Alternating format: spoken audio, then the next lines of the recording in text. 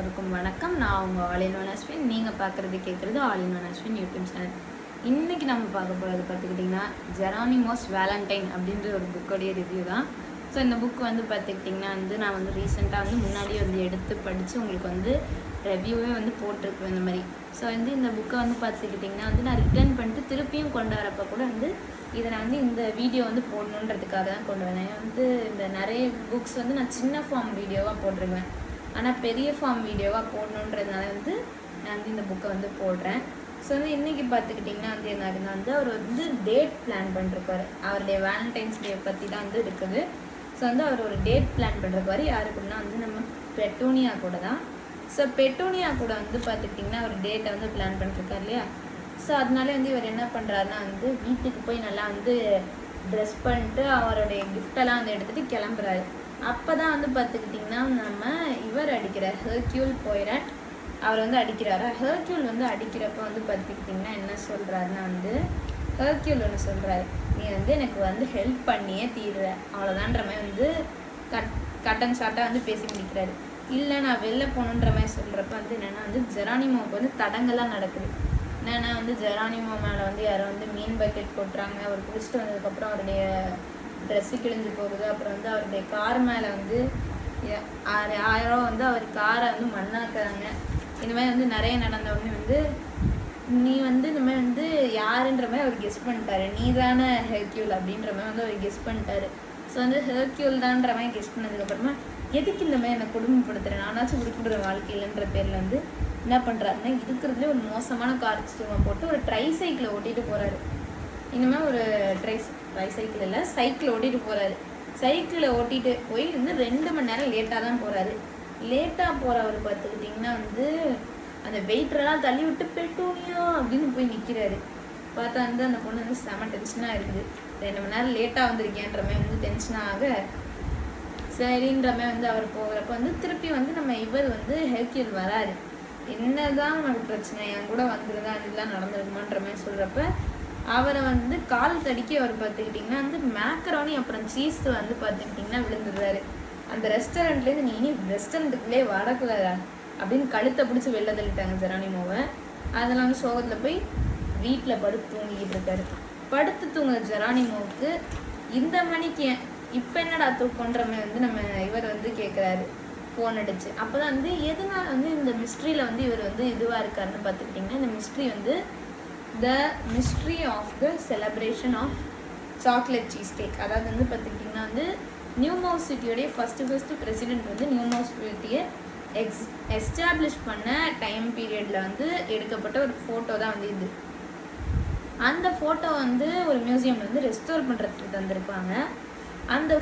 அந்த இடத்தோடைய ஒரு முக்கியமான வேலை செய்கிறவங்க யாருன்னு பார்த்துக்கிட்டிங்கன்னா அந்த மியூசியமில் பார்த்துக்கிட்டிங்கன்னா கிறிஸ்டினா அப்படின்ற ஒருத்தவங்க. இந்த கிறிஸ்டினா பார்த்துக்கிட்டிங்கன்னா நம்ம ஹெர்க்யூலோடைய பாட்டி கூட பார்த்துக்கிட்டிங்கன்னா டீ குடிச்சிட்டே 2 பேரும் வெட்டிக்கதை பேசுவாங்க.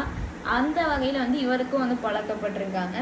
ஸோ ஓகே வாங்கன்ற மாதிரி அவங்களுக்காக எல்லாத்தையும் செய்யலான்னு முடிவெடுக்கிறாங்க. அப்புறம் அவருடைய பனானா காரில் பார்த்துக்கிட்டிங்கன்னா இவங்க போகிறாங்க. அதுக்கப்புறம் பார்த்துக்கிட்டிங்கன்னா சரி ஏதாவது சாப்பிட்றதுக்காச்சும் இருக்கான்ற மாதிரி ஏதோ ஒரு எனர்ஜி ட்ரிங்க் எடுத்து குடிக்க பார்க்குறாரு ஜெரானிமோ. அந்த எனர்ஜி ட்ரிங்க் எடுத்து குடித்தா அது காரமாக இருக்குது. அதுக்கு இனி எதுவுமே பண்ண முடியாது. டிடெக்டிவ்ன்றதுனால சத்தம் போடாத அப்படின்ற மாதிரி கூப்பிட்டு போகிறாரா. அப்போ கதவை டமால்னு சாத்துறப்ப கூட கார் கதவை ஜெரானிமோடைய வால் மாட்டிக்குது. அப்போ சத்தம் போடாத அப்படின்னு தான் கூப்பிட்டு போகிறாரு. ஸோ ஃபைனலி இந்த மாதிரி கூப்பிட்டு போய் அடி வாங்கி மிதி வாங்கி கூப்பிட்டு போகிறாரு. திருப்பியும் பார்த்துக்கிட்டிங்கன்னா டார்ச் லைட்டை மூஞ்சிலே விட கண்ணு வீங்கி போயிடுச்சு பர்ஃபுல்லாக. ஸோ இந்த மாதிரி ஆகுதா. இந்த மாதிரி ஆனதுக்கப்புறம் பொறுமையாக இதுக்குள்ளே போகிறாங்க. அந்த மியூசியமுக்குள்ளே பின்வாசல் வழியாக போகிறாங்க. நேராக முன்வாசல் வழியாகவே போகலான்னு பார்த்தா அதான் இருக்குதுல்ல இந்த மாதிரி ஒரு லாஜிக்ன்ட்டு நான் பின்வாசல் வழியாக தான் போவேன், தலைகீழாக தான் குதிப்பேன்ற மாதிரி. ஸோ கிறிஸ்டினாவுக்கு போய் இன்ட்ரடியூஸ் பண்ணிட்டாங்க. நான் தான் இந்த மாதிரி கிறிஸ்டினா என்ன ஆச்சுன்னா பெர்கி அப்படின்ற ஒருத்திக்கிட்ட இந்த மாதிரி ரெஸ்டோர் பண்ணுறதுக்கு கொடுத்துருந்தேன் அப்படின்னு சொன்னாங்க. ஆனால் என்னாச்சுன்னா அந்த பெயிண்டிங்கோடு சேர்த்து அவளையே எவனா தூக்கிட்டு போயிட்டான்ற மாதிரி சொன்னாங்க. சரி என்ன ஆச்சுன்னு பார்த்தா அந்த பொண்ணு அந்த இதெல்லாம் பண்ணி முடிச்சிருச்சு ரெஸ்டோர்லாம். ஆனால் பார்த்துக்கிட்டிங்கன்னா அந்த பொண்ணோடையே தூக்கிட்டு போயிட்டானுங்க. அப்போ தான் பார்த்துக்கிட்டிங்கன்னா மியூசியம் ஆஃப் ஆர்ட் இந்த மியூசியம் வந்து காட்டுறாங்க.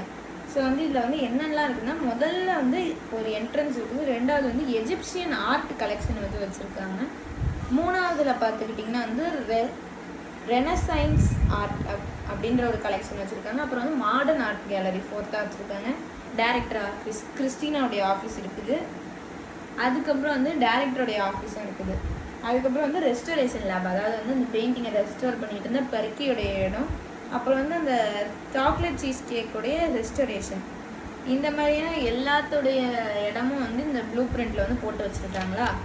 இனிமேல் போட்டதுக்கப்புறம் சரி நீ அந்த வழி போ, நான் இந்த வழி போகிறேன், ஏதாவது தடம் இருக்குதான்னு பார்க்கலான்னு சொல்லிட்டு போகிறாங்களா. ஜெரானிமோ பார்த்துக்கிட்டிங்கன்னா ஃப்ளாஷ் லைட் அடிச்சுட்டே போகிறப்ப வந்து பின்னாடி யாரோ ஃபாலோ பண்ணி வந்து அவரை வந்து மண்டையிலே வந்து ஒன்று வைக்கிறாங்க. என்னென்னு பார்த்துக்கிட்டிங்கன்னா மார்னிங் ஸ்டார் அப்படின்னு சொல்லிட்டு நம்ம ஊரில் வந்து கதை இருக்கும்ல, அது மாதிரி வந்து அதில் வந்து ஸ்பைக்ஸ்லாம் வச்சா முள்ளாக இருந்துச்சுன்னா வந்து எப்படி அந்த மாதிரி ஒரு வெப்பனை எடுத்து ஜெரானிமோ மண்டையிலே வந்து போட்டுடுறாரு நம்ம ஹெர்கிள். இப்பயும் வந்து நான் திருடன்னு நினச்சிட்டேன்டான்ற மாதிரி சொல்கிறாரு. ஓகே சாரி, நீ என்ன பண்ணிக்கிட்டு இருக்கீங்க, நான் உன்னை அந்த பக்கமாக தானே போக சொன்னேன்ற மாதிரி சொல்ல, நீ தானடா அந்த பக்கம் போனன்ற மாதிரி ஜெரானிமோ யோசிச்சுக்கிட்டு இருக்காரு.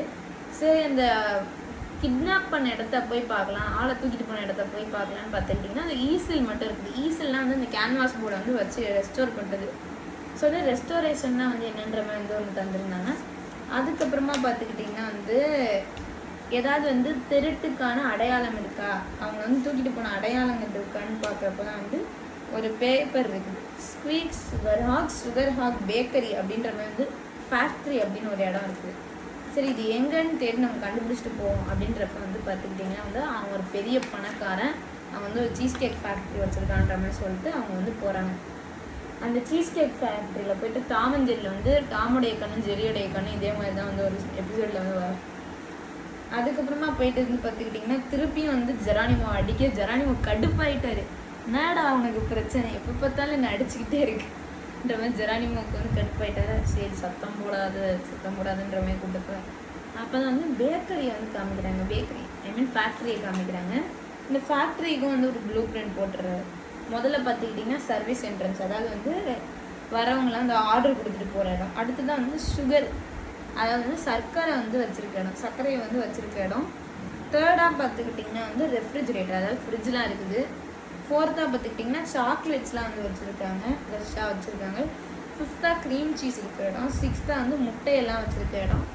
செவன்த்தாக வந்து பார்த்துக்கிட்டிங்கன்னா ஸ்குவீக்ஸ் சுகர் ஹாக்ஸுடைய அந்த ஒரு பர்சனலான ரூமு. அதுக்கப்புறம் வந்து ட்ராப் டோர், அதாவது வந்து ட்ராப் டோர்னால் என்னென்னு தெரியுமா, அந்த ஏதாவது ஒரு ஒன்றுத்தை இழுத்தா வந்து நம்ம கீழே போய் விடுவோங்களா, அதுதான் வந்து ட்ராப் டோர் அப்படின்றாங்க. ஸோ வந்து இந்த மாதிரி வந்து பொறுமையாக வந்து இவங்க போகிறாங்களா. அப்போ தான் வந்து என்ன ஆகுதுன்னா வந்து நம்ம ஜெரானிமோ வந்து ஹெர்குல் வந்து தெரியாதனமா வந்து இதில் அந்த சாக்லேட் இதில் இருக்குல்ல, சாக்லேட் சிப்ஸ் மெல்ட் பண்ணி வச்சுருந்தது தெரியாதனமா தள்ளி விட்டாரு. சரி உன்னை காப்பாற்றுறேன்டான்ற பேரில் வந்து அவரை தூக்கி அப்படியே வந்து அலேக்கா வந்து க்ரீம் சீஸில் வந்து போட்டார். க்ரீம் சீஸ்லேருந்து பார்த்துக்கிட்டிங்கன்னா வந்து தெரியாதமா ஒரு பிளெண்டருக்குள்ளே போயிட்டார், பிளெண்டரை வந்து ஆன் பண்ணிட்டார். அதுக்கப்புறம் ஜெரானிமோ வந்து இப்படி தான் வந்து கொக்கோ பவுடரில் வந்து அதை வந்து மேலே தூவி விட்டு அப்படி வந்தார் ஜெரானிமோ.